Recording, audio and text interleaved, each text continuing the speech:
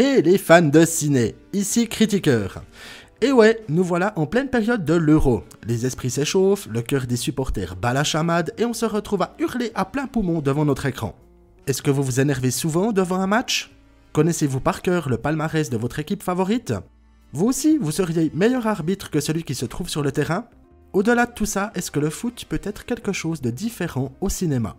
Pour le savoir, je vous propose de découvrir 5 films qui prouvent que lorsqu'on allie football et 7e art, les possibilités sont infinies. On enfile nos maillots, on lasse nos chaussures et on se lance dans la partie. On va observer ça.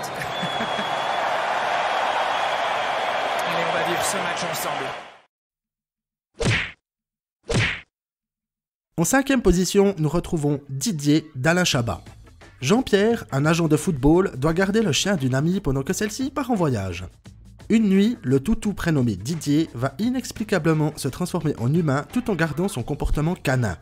Un gros souci qui peut potentiellement devenir une solution pour Jean-Pierre. Cherchant de nouveaux talents, il découvre que Didier aime beaucoup jouer à la baballe. Quand Alain Chabat est à la barre, ça ne peut être que fandard. Réalisant ici son premier long métrage, on peut également louer ses performances d'acteur qui ne cabotinent pas dans le rôle de Didier.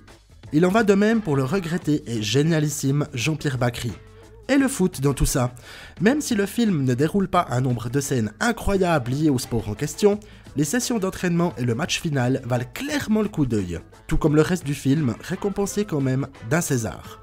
Allez Didier, va chercher la baballe. Didier, arrête-toi, bordel! Didier! Attends, écoute, je vais te dire quelque chose, attends-moi. Fais chier, hein, Didier! À la 4e place, nous retrouvons la sainte équipe de Curro Velasquez.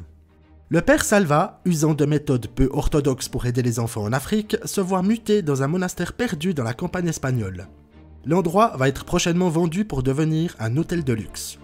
Pour éviter cela, Salva propose au père Munilla, le responsable des lieux, de former une équipe de foot avec les futurs padres et de participer à la Champions Clerum, une coupe entre les différentes congrégations chrétiennes. Une comédie feel-good, sympa et rafraîchissante, la sainte équipe nous présente des futurs prêtres apprenant difficilement à manier le ballon rond. Il faut préciser qu'il existe effectivement la Clericus Cup, créée en 2007, dont l'histoire du film s'inspire librement. Se moquant gentiment des thèmes abordés, que sont le sport et la religion, et avec des personnages attachants, ce métrage donne une bouffée d'air frais entre 2 matchs de l'Euro. Benedictus Football. C'est pas grave, on continue comme si de rien n'était. Bon, un peu mieux, d'accord? Un petit peu mieux. À la 3e position, nous retrouvons Goal of the Dead de Benjamin Rocher et Thierry Poirot. Le club de l'Olympique de Paris se rend dans le nord-est de la France pour disputer un match contre une équipe locale. Alors que les 4 ultras du coin préparent un coup fumant et que les rivalités entre les supporters et un ancien joueur local battent leur plein, un infecté va transformer tout le stade en humain enragé. Le match pour la survie peut alors commencer. Segmenté en demi-temps, ce film a été une bonne surprise. Comment réussir à allier film d'infectés et football? Goal of the Dead répond admirablement à cette question. Bien que les différentes intrigues soient assez standards, on assiste à un spectacle réunissant habilement horreur et comédie, tout en restant dans l'esprit sportif du football. Une réalisation soignée, de bons effets spéciaux, une volonté d'en mettre plein la vue, ce film est un putain de bon match. Les infectés contre les survivants, un partout, balle au centre.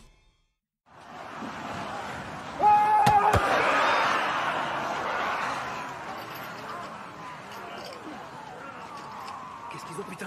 Ils attendent quoi, là? Qu'est-ce qu'ils veulent? Bah, du foot.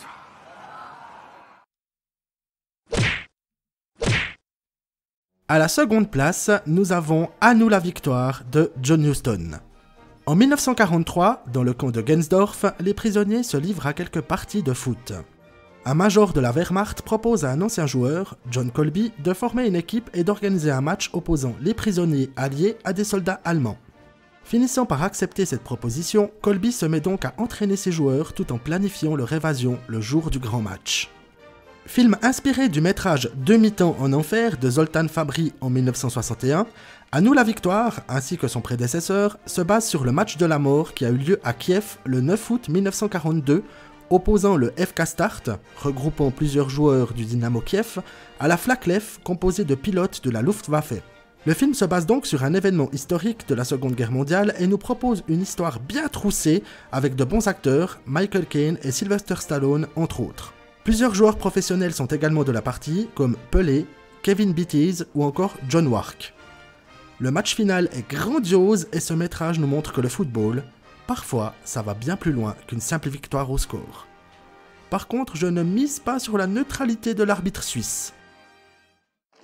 Alors on l'a fait cette partie? Je vais dur, hein? Je vais dur. Armour donne le coup d'envoi pour les Alliés et le match commence. On trouverait difficilement 22 joueurs plus motivés que ceux qui évoluent aujourd'hui. Et pour terminer, en première position, le gagnant de la coupe, le number one, c'est Shaolin Soccer de Stephen Chow. Fung, ancien joueur de talent, se retrouve traîné plus bas que terre. Il fait la connaissance d'un moine Shaolin, Singh, que l'on surnomme aussi Jambe d'Acier. Ensemble, ils décident de monter une équipe professionnelle de football afin de promouvoir l'art Shaolin, de remporter un peu de thunes et de destituer Hung, le perfide propriétaire de l'équipe championne en titre. Si vous voulez du football autrement, Shaolin Soccer est LE film à ne pas manquer. Bien que possédant un humour parfois étrange, n'en reste que les acteurs font un travail de fou et que les séquences de football dépassent tout ce que l'on verra jamais en compétition traditionnelle. Ballon en feu, baston en plein milieu du terrain, méditation intensive et shoot dévastateur, les effets spéciaux nous en balancent plein la gueule. Comédie footballistique par excellence, ça nous dépayse totalement des matchs de 7 €. Finalement, allier le kung-fu et le foot, eh ben ça fonctionne du tonnerre. Ça vaudrait le coup de lancer l'idée pour les mondiaux et les euros de ces prochaines années.